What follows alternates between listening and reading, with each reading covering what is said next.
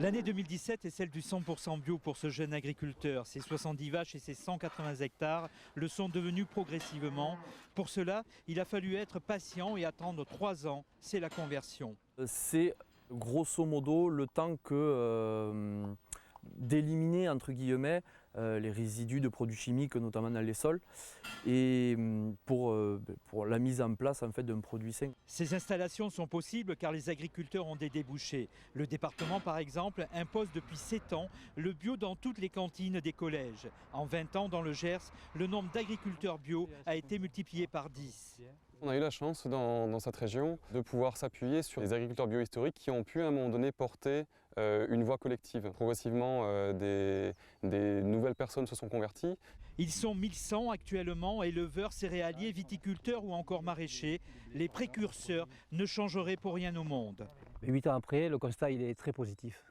Très positif parce que je me suis vraiment épanoui dans mon métier. Je suis vraiment un travailleur de la terre actuellement, mais vraiment en lien complet avec la nature.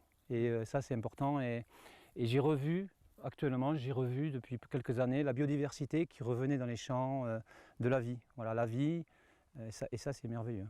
D'ici 2020, le Gers espère avoir 20% de ses surfaces agricoles en bioculture. L'année 2017 est celle du 100% bio pour ce jeune agriculteur. Ses 70 vaches et ses 180 hectares le sont devenus progressivement.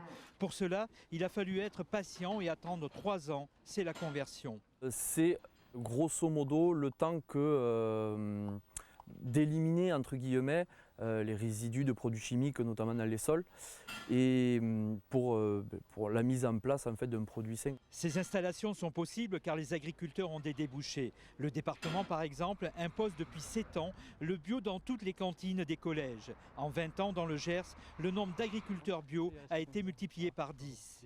On a eu la chance dans cette région de pouvoir s'appuyer sur les agriculteurs bio-historiques qui ont pu à un moment donné porter une voie collective. Progressivement, des nouvelles personnes se sont converties. Ils sont 1100 actuellement, éleveurs, céréaliers, viticulteurs ou encore maraîchers. Les précurseurs ne changeraient pour rien au monde. 8 ans après, le constat il est très positif. Très positif parce que je me suis vraiment épanoui dans mon métier. Je suis vraiment un travailleur de la terre actuellement, mais vraiment en lien complet avec la nature. Et ça c'est important. Et j'ai revu depuis quelques années la biodiversité qui revenait dans les champs de la vie. Voilà, la vie, et ça c'est merveilleux. D'ici 2020, le Gers espère avoir 20% de ses surfaces agricoles en bioculture.